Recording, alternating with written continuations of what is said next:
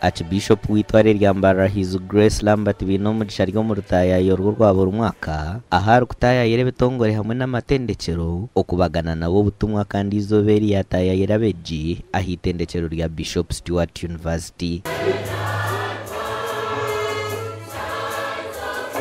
Teamwork, collaboration.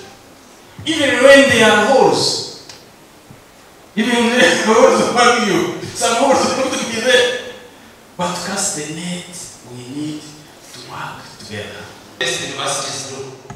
And there is a connection between those two.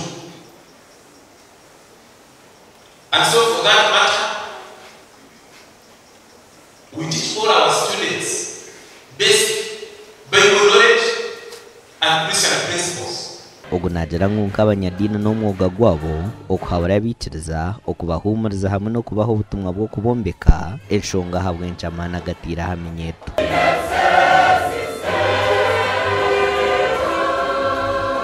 Each one in their own context, and the Lord will appear to you in that way. He has appeared to me in this way. He appears to you in that way. And the Lord appeared again, He keeps appearing. And when He appears, when you listen to people's testimonies,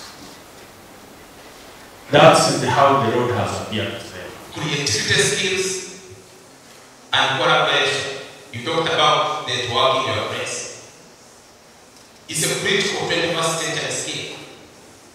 And it is based time management. Archbishop Lambert hona yatunisa na beji umushanju konforomansiyo.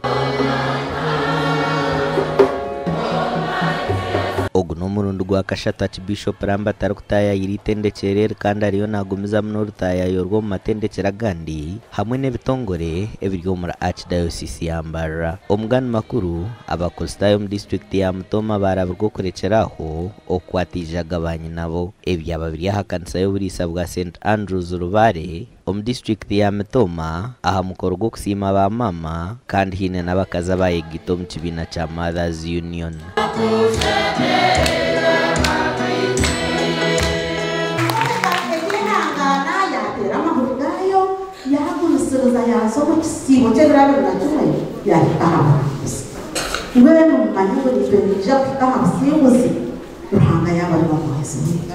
Kada Benson Mugisha wabaryo umjenyi mukuru kandi orukurira bwombeka yenje yo murisa nagira ngo ejenje nubija kugiherezo meza atano. Chakari yonari chakari yoni leta pipe chakari kambari nje leta ore chakari ngona izaro ore ya pipe si zakushita mantori bukura baro kumufuna mizi mino kure mwafuna